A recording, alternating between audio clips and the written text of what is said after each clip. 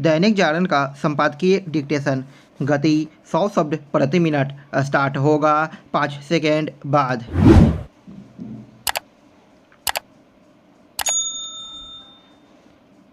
Start.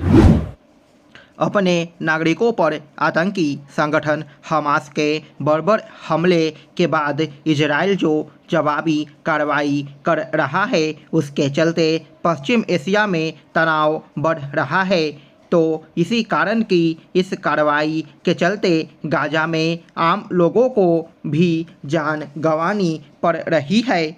निसंदेह Israel को इसका अधिकार है कि वह गाजा में हमास के ठिकानों को ध्वस्त करे और उसके आतंकियों का सफाया करे, लेकिन ऐसा करते हुए उसे यह देखना होगा कि आम लोगों को जान माल का नुकसान न उठाना पड़े। इजराइल की जवाबी कार्रवाई से गाजा में जो गंभीर मानवीय संकट पैदा हो गया है उसकी न तो इस्लामी जगत अनदेखी कर सकता है और न ही शेष विश्व।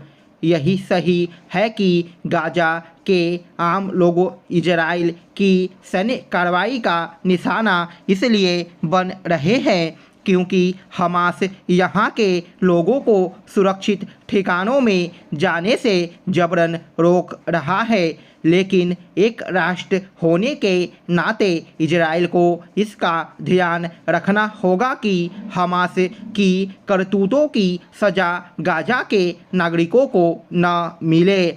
हमास के खिलाफ इजराइल की सैन्य कार्रवाई के बीच जो देश और विशेष रूप से इस्लामी देश युद्ध विराम की जो मांग कर रहे हैं उसे अनुचित नहीं कहा जा सकता, लेकिन यह सुनिश्चित करना उनकी भी जिम्मेदारी है कि हमास बंधकों को रिहा करे। आखिर क्या कारण है कि हमास की सहायता करने और उसके नेताओं को संरक्षण देने वाले देश उस पर इसके लिए दबाव नहीं बना रहे हैं कि वह बंधकों को तत्काल छोड़े? ऐसे देशों को हमास की पैरवी करने और उसके हमले को जायज़ ठहराने से भी बाज आना चाहिए, क्योंकि यह आतंकी संगठन इजराइल के अस्तित्व को मिटाने पर आमादा है। कोई भी इसकी अनदेखी नहीं कर सकता कि हमास की विभत्स आतंकी हरकत के कारण ही इजराइल गाजा पर सैन्य कार्रवाई करने के लिए विवश हुआ है। हमास ने इजरायली लोगों के खिलाफ अपनी बर्बरता से एक तरह से जानबूझकर गाजा के लोगों को संकट के मुहाने पर खड़े करने का काम किया है।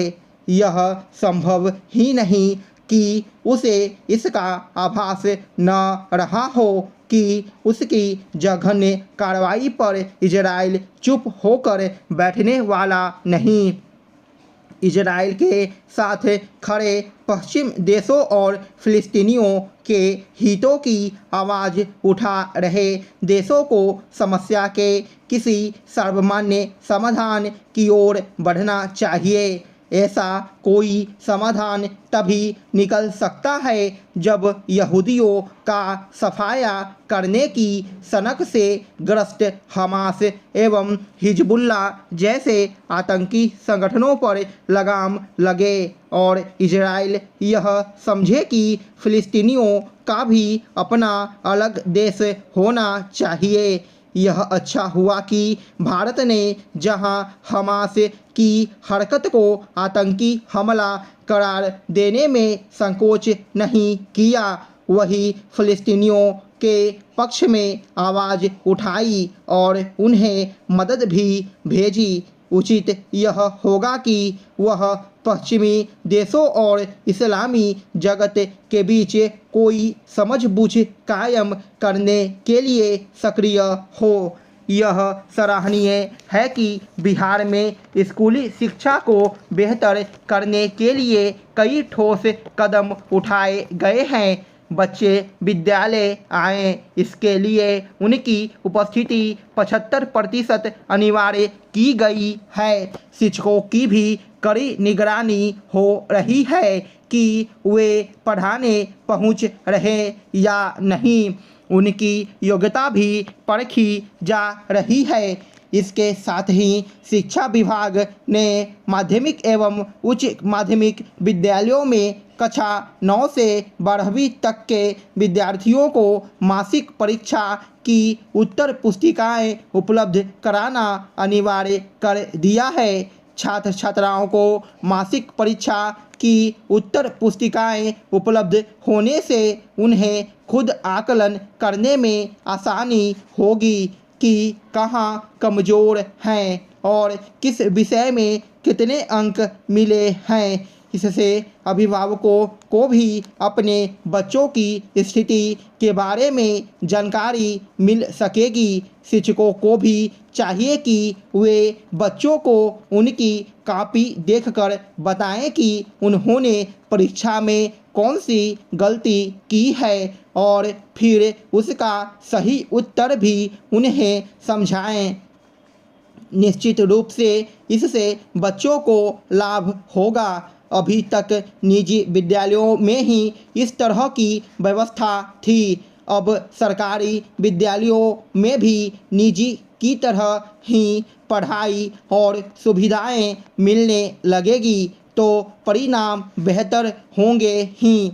शुरू से शिक्षक की नज़र बच्चों पर रहेगी तो वार्षिक परीक्षा में उन्हें आसानी होगी। बोर्ड परीक्षा में भी इसका असर होगा और उत्तीर्ण होने वाले बच्चों की संख्या बढ़ेगी। इसके साथ ही वैसे अभिभावक भी सरकारी विद्यालयों में बच्चों को पढ़ाने के लिए प्रेरित होंगे जो यह मान बैठे हैं कि यहाँ पढ़ाई ही नहीं होती। बच्चों के साथ साथ राज्य के सरकारी प्रारंभिक माध्यमिक और उच्च माध्यमिक विद्यालयों में पढ़ाने में कमज़ोर शिक्षकों को भी चिन्हित करने का फैसला लिया गया है। अच्छी बात यह कि पढ़ाने में कमज़ोर शिक्षकों की पहचान कर उन्हें विशेष प्रशिक्षण दिया जाएगा ताकि विभागीय परीक्षा में उन्हें उत्तीर्ण होने का मौका मिल सके।